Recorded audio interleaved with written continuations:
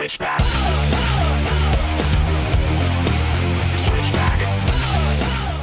Hey guys, RavenProDesign here, and welcome to the Beginner's Guide. I picked this up in a recent Humble Bundle. I know nothing about it except it's from the same guy that made the Stanley Parable, which I've heard was amazing, which I have not played. So, I am going to get into this. The game apparently is like an hour and a half long or so, but I've heard nothing but raves about it. So. Hi there. Oh, Thank hi. you very much for playing the Beginner's Guide. Okay. My name is Davey Wreden. Hello, I wrote Davey. the Stanley Parable, and Yes. while that game tells a pretty absurd story, today I'm going to tell you about a series of events that happened between 2008 and 2011. Okay. We're going to look at the games made by a friend of mine named Coda. Now, these games mean a lot to me. I met Coda in early 2009 at a time when I was really struggling with some personal stuff, and his work pointed me in a very powerful direction. I found it to be a good reference point for the kinds of creative works that I wanted to make. Okay. So just to start you off, this is, I think, the first game he ever made. It's a level for Counter-Strike. You can walk around here, by the way. And mostly it's just cool. Coda learning the basics of building a 3D environment. But what I like is that even though he starts from the simple aesthetic of a desert town, he then scatters these colorful abstract blobs and impossible floating crates around the level. Of course, it destroys the illusion that this actually is a desert town, and instead this level becomes a kind of calling card from its creator. Okay. It's like a reminder that this video game was constructed by a real person.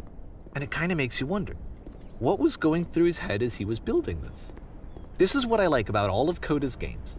I mean, not that they're all fascinating as games, but that they are all going to give us access to their creator. Okay. I want us to see past the games themselves.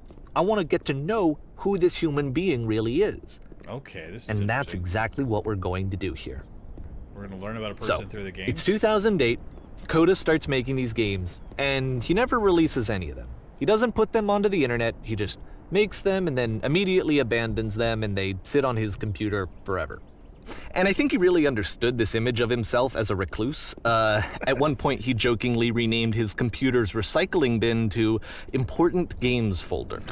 So, you know, this was just how he worked. He tended to crank them out one after the other without even really pausing to try to understand what he had just made, until suddenly one day, he just stopped. In 2011, that was it. He made his last game, and then he hasn't made another one since.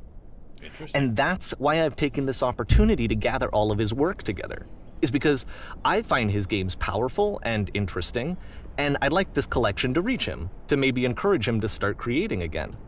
And if the people like you who play this also happen to find his work interesting, then I'm sure it'll just send that much stronger of a message of encouragement to Coda. So thanks for joining me on this. If you have a particular interpretation that I haven't mentioned here, or if you just need to get in touch, you can email me at daveywreden@gmail.com. Okay. Okay, that's about it for introduction. Let's take a look at Coda's first proper game. As each game is loading, I'll show you the date that it was completed. This first one was made in November 2008. Okay. I'm trying to remember where I was in November 2000. What? Whoa. Whisper machine active. Shift destruction imminent. This game is called Escape from Whisper, and it's one of the more generic games you'll see from Coda. Can't go that way. Wow, this is interesting. You can click to fire the gun. And I don't have much in the way of sounds for it. Security call breached. Hostile alien life form is inbound. Okay, where's that alien? It kind of life looks form? like this game was abandoned mid-development. Kind of For feels that way. instance, you have this gun, which you'd think would indicate that there are supposed to be monsters or enemies somewhere, but then clearly there are no enemies anywhere. You can't even reload the gun when you run out of bullets. But ultimately, we don't really know. Maybe Coda thought that actually it was complete the way that it is. And I think that we should talk about his games for what they are, rather than for what they're not. Okay. Enemy force neutralized. I love how you can see the bottom of the universe from this room. Okay, that's kind of neat. I actually would have bypassed that because I was looking directly out.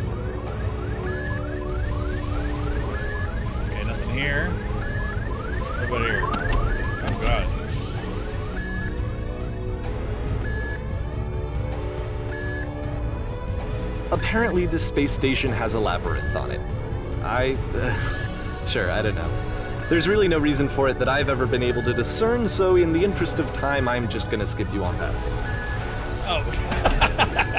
Thank you so much, David. Okay, this is the part that's interesting. Okay. The game has this narrative about the whisper machine and how it has to be turned off, and then you get to the engine room. Okay. Oh, this looks like Half-Life. You there, in the engine room. You could save us all. That beam is powering a whisper machine. We could disrupt it by introducing a great enough heat signature. If your body could stop the beam. Oh, what? It's so much to ask, but for all of our lives, would you do it? Could you give yourself? Oh, wow, okay. So then, since it's a game, you just do it. Let me pause here for a second.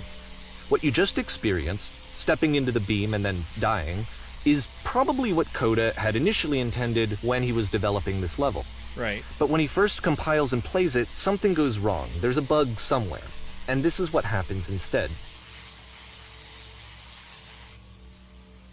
Okay.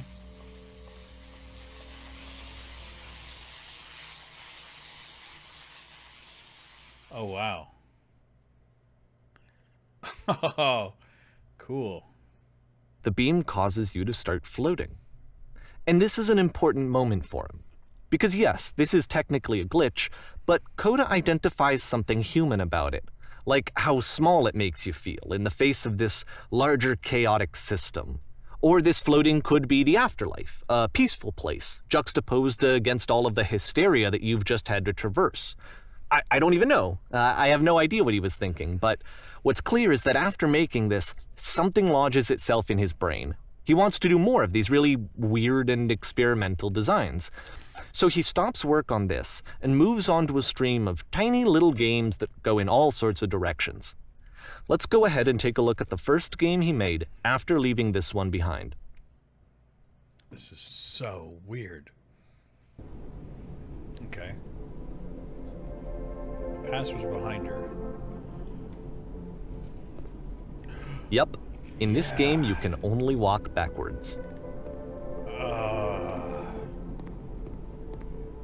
That's kind of cool.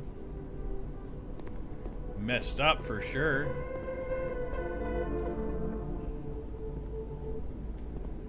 So it's a short and relatively minimalist experiment combining motion and narrative. It is less advanced than the previous game, but actually it seems to be more focused, more complete. Coda's trying to give it a unique voice rather than simply basing it on a pre-existing trope. This is trippy. This is really interesting. The future is always behind her. How would she find the strength?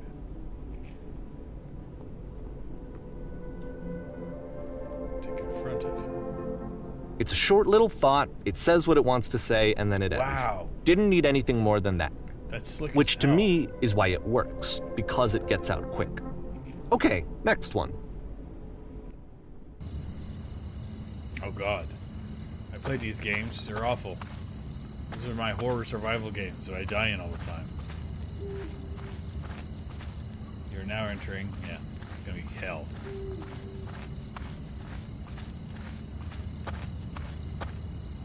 And that's it. Okay, the meaning of this game won't be clear just yet. Please be patient with me for a few more games, and I promise you'll see what makes it interesting. Okay. Hey, we're in December. We've gone over a month. Oftentimes, Coda would put bizarre titles like this one at the start of his games. I wish I'd known him at the time that he was making these early games. He would really only talk to me about his work as he was making it. Once he stopped work on a game, like, that was it. It was dead to him. Wow. And I don't agree with that at all, but what are you gonna do? I can't... Why am I slowing down, dude? Once you've been slowed to an absolute crawl, the door at the top of the stairs opens. So why, if Coda's not showing these games to anyone, why bother opening the door at all? Well, to show you, I'm modifying the game here so that when you press enter, it'll bring you back up to full speed so you can enter the door for yourself.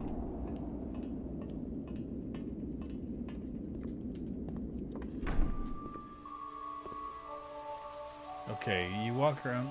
Whoa. You're a gate. This is craziness. A room that's warm and nice and filled with little ideas for games. Okay, sharks are trying to eat you simultaneously, and you were trying to eat the sharks. Coda would often tell me that he didn't mind if people thought of him as cold or distant. He said that he knew that he was actually a vibrant and compassionate person, but that it takes time to really see that.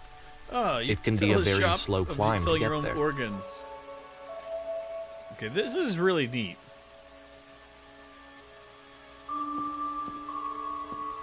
Okay. Oh, around the next year.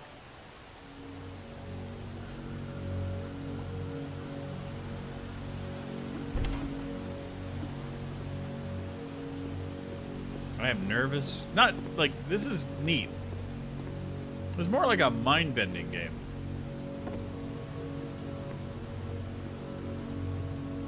Okay. Well, this is new for Coda. It's an actual puzzle. Go ahead and see if you can solve it.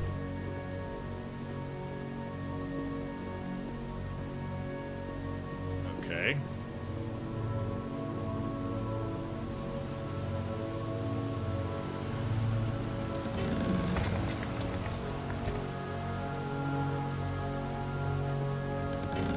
Don't forget that solution, because we're going to see this puzzle again soon. We're Okay. going to see it a lot. Okay, so you close the door to open the door. I mean, I kind of get it. I mean, I'm a weirdo myself, so I mean, it's not really thinking out the box for me. I dig it though. So that seems to be it, right? No. You walk down a corridor, you solve a puzzle, you get to the end. Simple enough. All right, now I'm going to modify the game again so that when you press enter, it'll remove all of the walls from this room. Okay. What in the hell? Okay, there was a hell of a lot more here. How about that? There was more to it than we had any way of knowing. I actually find it funny that this game comes after the Stairs game, since they essentially convey the opposite idea. So, in the Stairs game, a dull exterior concealed a rich interior. And then, in this level, a dull interior hides this fantastic outer world. That's cool. Either way, I think that the point is the same, is that most of the time you don't get to know what you're missing, or even that you're missing anything. That's not your role as a player. So if your role here is not to understand, then what is it? It's to be, man. You gotta be in the game. Oh, crap. Not this thing again. You're now exiting. Hey, the great sortie. Aha. So, this, combined with the entering game from earlier, tells us that Coda believes his games are connected somehow.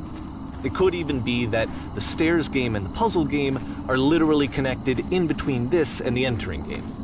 There's a bigger picture that all of his games are meant to play a role in, some larger meaning that we won't be able to grasp until we've seen all of them. And once I we ever have, we do. can step back and start to understand what exactly that bigger picture is. How do you come up with a concept like this? This is amazing.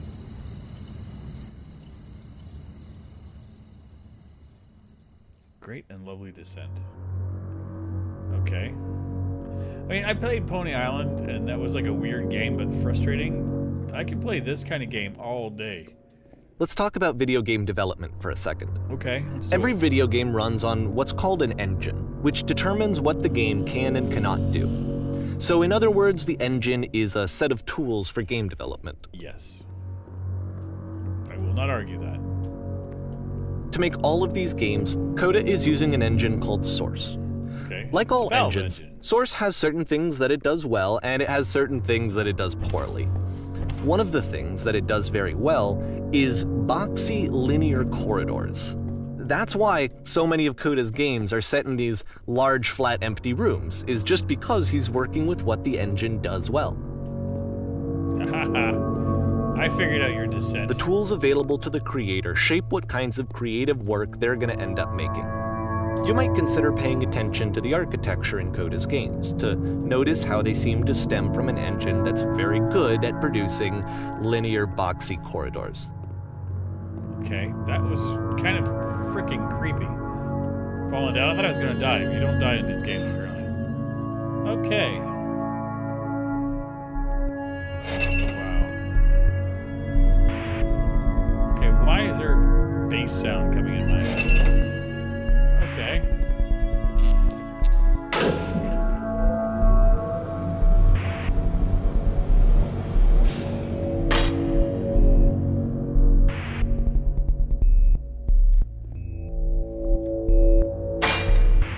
This prison, funny enough, in Coda's original design, the doors stayed shut for a full hour before letting you go. If you don't mind, I think we're gonna skip that. Thank you. This is something that he and I used to argue about a lot. You know, whether a game ought to actually be playable, whether it means anything if no one can get through it. And I would always defend that, you know, all this work goes into the game, why not make it playable and accessible? And so we just got into heated arguments over it, and there was one time that after one of these conversations, he went home, and a day or two later, he sent me a zip file entitled Playable Games that was full of hundreds of individual games, each of which was just an empty box that you walked around in and nothing else. Believe me, I played every single one of those just to find out if there was like a gag hidden somewhere. There wasn't. That was the gag itself. Okay, what in the absolute hell? It's the puzzle again, with the exact same solution as the last time. I remember. There's still no clear indication of what makes this puzzle so special that Coda is going to return to it over and over. But I promise I'll share with you my interpretation very shortly. Okay. Holy cow.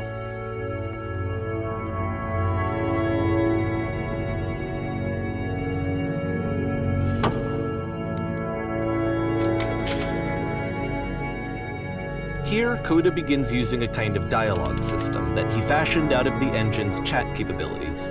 Use the 1, 2, 3 buttons on your keyboard to respond.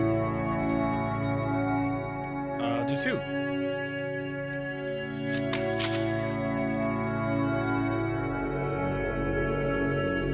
What?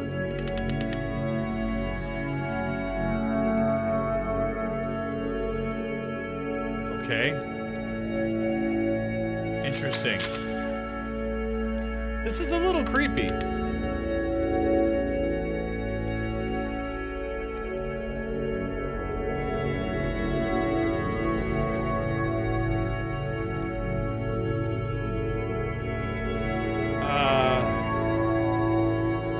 There we go.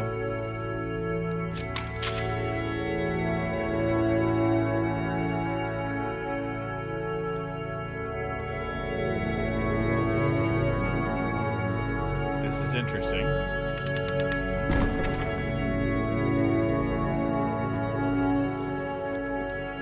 So to escape the prison, I have to lie. Oh God. Or maybe not. Yes.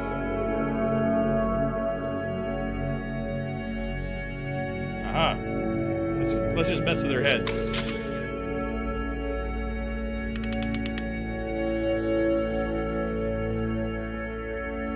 Okay.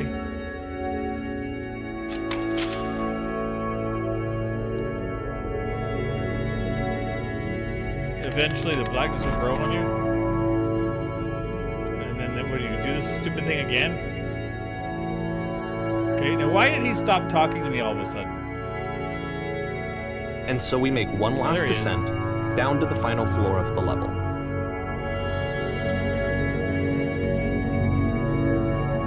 Coda's a bit of a bastard.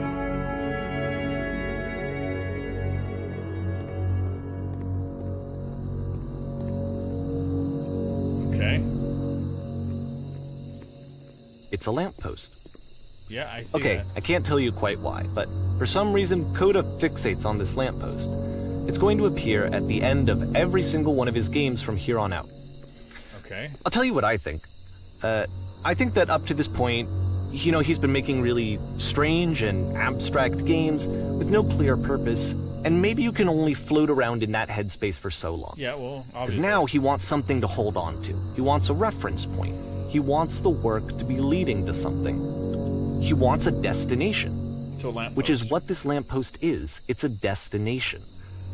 We're going to see it in the work as well. His games are just going to become a lot more cohesive, a lot more fully developed, with more of a clear idea behind them. Okay. And as we go, that idea will get clearer and clearer and clearer. Cool. Now, I'm going to pause right here, and I will see you guys in our next episode of this game.